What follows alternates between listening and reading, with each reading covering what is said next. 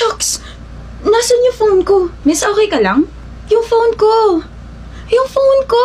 Oo nga po, yung phone mo. Ano nga nangyari? Puro ka, yung phone ko!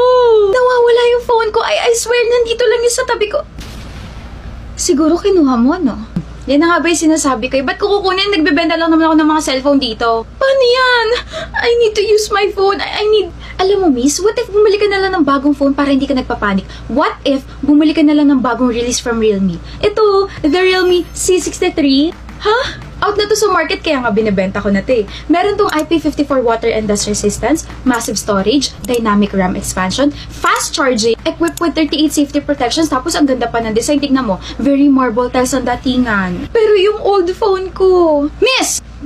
Time is precious. Mukhang may importante ka pa kailangan gawin or puntahan, no? Kaya bumili ka na nito para makaalis ka na. Sige na nga, bibilin ko na yan. Perfect! Pero alam mo, miss, mukhang destiny talaga tong pagkikita natin. Kasi tignan mo, hawak mo na agad yung wallet mo. Process ko lang po, ha. Dito ka lang, huwag kang aalis. In fairness, ang ganda ng phone na to, ha.